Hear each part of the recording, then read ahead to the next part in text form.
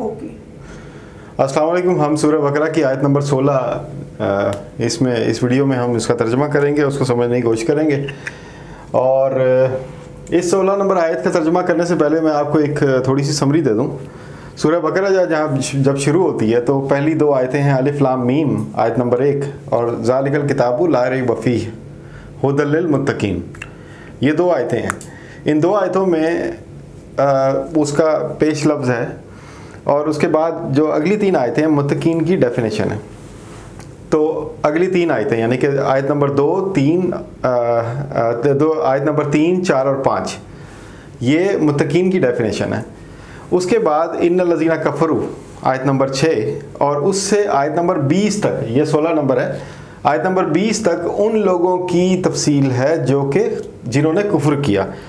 अब कुफ्र की इतनी सारी शक्लें हैं कुफ्र की कि उसको 15 आयतों में बयान किया गया। मुत्तकीन की जो वजाहत है, उनकी जो डेफिनेशन है वो 3 आयतों में ख़त्म हो गई, लेकिन कुफ्र की जो डिटेल है, जो उसकी शक्लें हैं, जो उसकी बुनावट है कुफ्र की, वो 15 आयतों में है।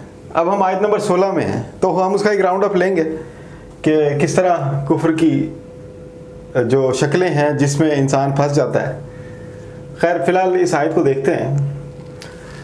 उलाइका, ये लफ्ज़ पहले आ चुका है, वो लोग, अल्लज़ीना जो, ये भी कसरत का जुमला है, वो भी कसरत का जुमला है, लफ्ज़ है। तो जो, वो लोग जो, अब यहाँ पर बेसिकली ये तकरीबन हम मानी अल्फाज हैं। तो अगर इसको हम उर्दू में अगर समझना चाहें तो ये इसका मतलब बनता है कि ये वही लोग हैं जो कि अल्लज़ीना अश्तरौ, ये शतर कहते हैं ख़रीदने को। एक लफ्ज़ इस्तेमाल होता है उर्दू अखबारों में, मुश्तरी होशियार बाश। मुश्तरी होशियार बाश, ये मुश्तरी कहते हैं ख़रीदार को, जो इश्तराक करता है।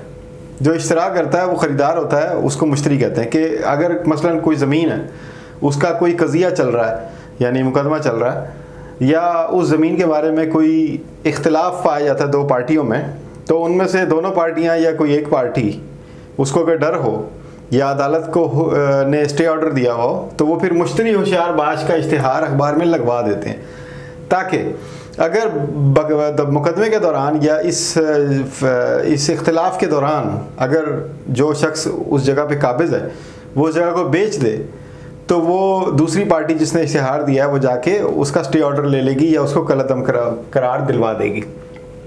तो इसीलिए मुश्तरी होशियार बाश दिया जाता है इश्तिहार। तो मुश्तरी का लफ्ज़ वहाँ से हमने सीख लिया। तो इश्तरा कहते हैं ख़रीदने को। वो लोग जो इस तरह ख़रीदते हैं,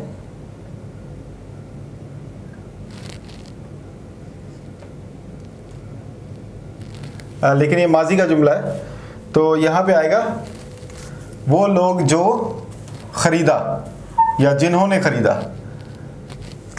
जो या जिन्होंने।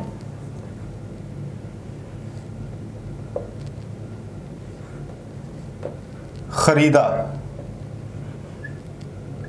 ये शतरा जो है ये माजी है, तो शतरऊ उन्होंने ख़रीदा, ये कसरत है, ज़्यादा लोगों के बारे में बात हो रही है। ने ख़रीदा अज़्ज़लाला, ज़लाल ये अरबी में मुख्तलिफ़ जो डिग्रीज़ होती हैं, जैसे good, better, best, bad, worse, worst, इस तरह अरबी में भी मुख्तलिफ़ लफ्ज़ की शक्लें होती हैं जिनसे पता चलता है कि ये, इससे किस शिद्दत का पता चलता है। जैसे कूल, कूलेस्ट, कूलर, कूलेस्ट, तो इससे ठंडक का एहसास हो रहा है। इसी तरह warm, warmer, warmest, hot, hotter, hottest. इसी तरह ये जल हमने लफ्ज़ पढ़ा था लीन में, सूरह फातिहा में, गुमराही को कहते हैं।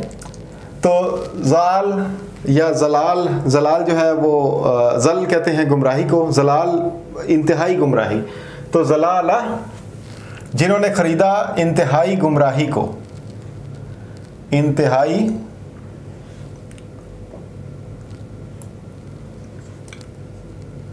गुमराही को, वो लोग जिन्होंने खरीदा इंतहाई गुमराही को बिलहुदा,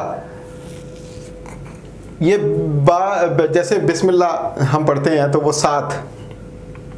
अच्छा, बे जो है ये इसका इस्तेमाल बदले में भी होता है, ये आगे भी आएगा अगली आयत में। खैर ये बिलहुदा बदले हिदायत के, बदले हिदायत, हुदा कहते हैं हिदायत को, बिलहुदा बदले हिदायत के जिन लोगों ने इंतहाई गुमराही को खरीदा। फमा, फा का मतलब पस, मा नहीं, रबेहा, रबेहा कहते हैं प्रॉफिट देना, मुनाफा देना, और रबेहत ये ता मुन्नस का, इसे कंफ्यूज नहीं होना आपने। पस नहीं मुनाफा दिया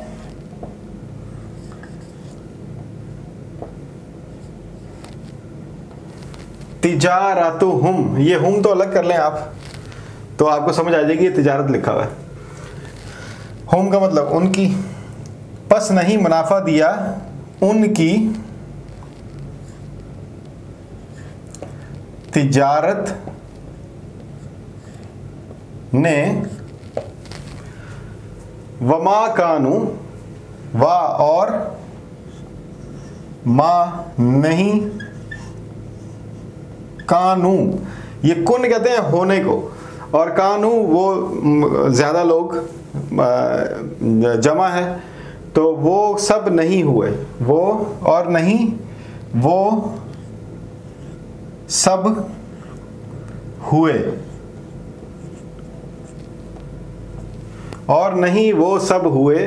मोहतदीन, मोहतदी कहते हैं जिसको हिदायत दी जाए या जो हिदायत पा ले। तो मोहतदी एक बंदा जो जिसको हिदायत दी गई या जिसने हिदायत पा ली, और मोहतदीन उसकी जमा है, जैसे मोमिन मोमिनीन, काफिर काफिरीन, इसी तरह मोहतदीन। और नहीं वो सब हुए हिदायत पाने वाले। यहाँ पर ये तर्जमा ख़त्म होता है, यहाँ पर कुछ अहम बातें हैं जो कि हम उन पर थोड़ा सा बात करेंगे।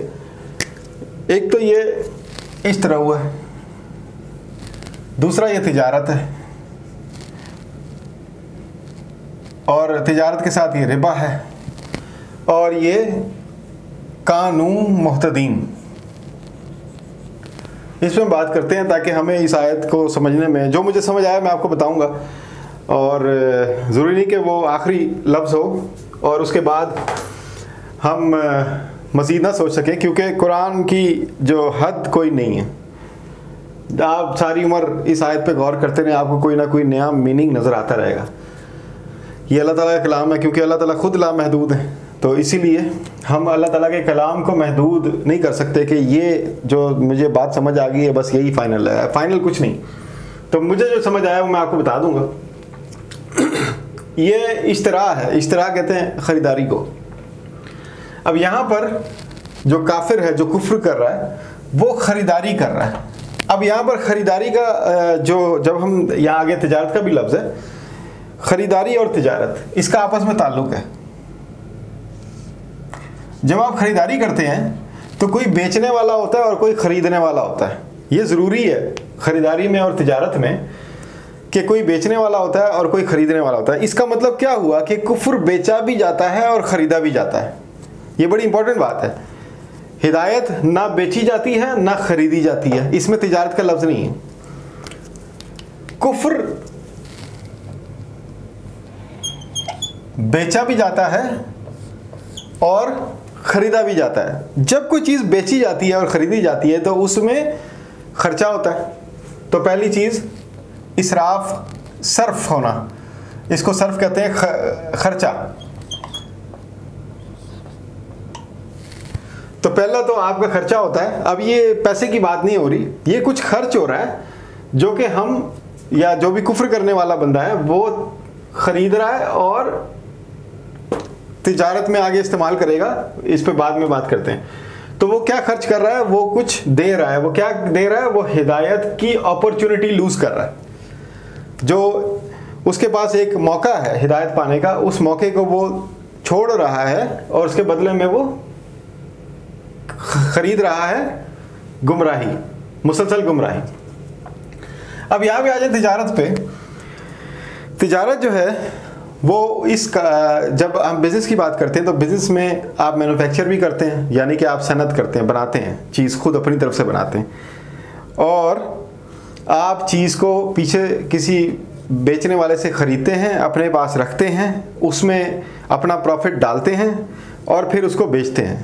तो इस लेने और देने के अमल को तिजारत कहते हैं। अगर आपने खुद मैन्युफैक्चर किया तो आप सनतकार हैं, और अगर आपने कहीं से ख़रीद कर आगे बेच दिया तो आप ताजिर हैं।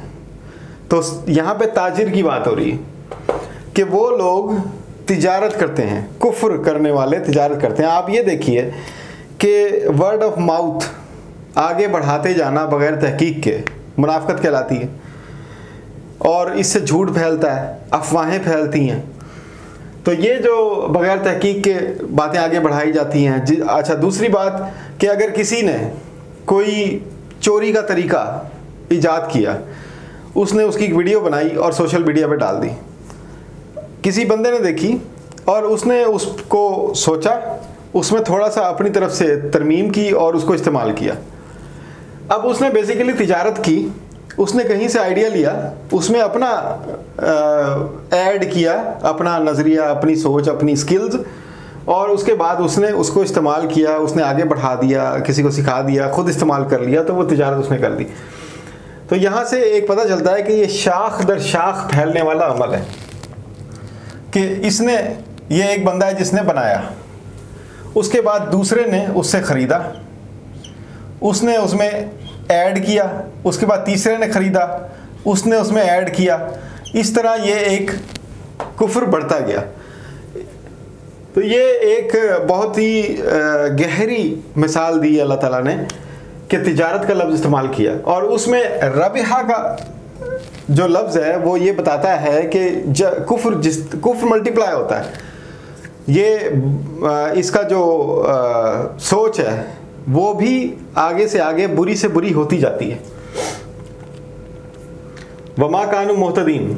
अच्छा, अब ये मोहतदीन में जो मेरे जहन में आया वो ये था कि हिदायत कोई ऐसी चीज़ नहीं है कि मैं अपने तौर पे खुद ही अपना लूँ।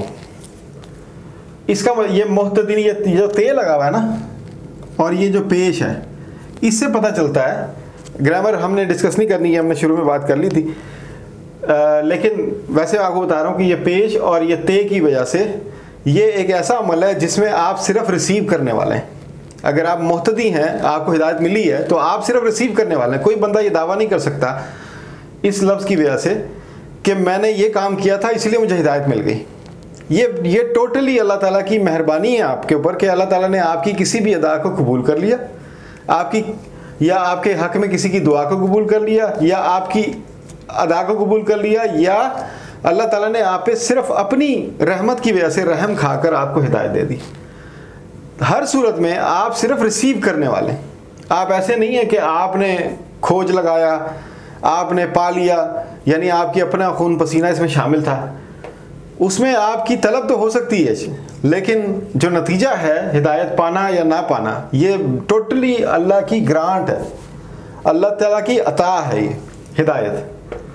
और उस अता को आप अपनी मर्ज़ी से बिलहुदा, आप अपनी मर्ज़ी से छोड़ भी सकते हैं और अपनी मर्ज़ी से उसको अपना भी सकते हैं। ये देखें ना, रब आपको अल्लाह ने हिदायत दी, आपने उसकी तिजारत कर दी। ये कैसे तिजारत कर दी? वो हिदायत छोड़ दी, उसके बदले में गुमराही ले ली। अब ये जलाल जो है ये मज़ीद अगली आयत में एक्सप्लेन होगा कि किस तरह ये मल्टीप्लाई होता है जलाल।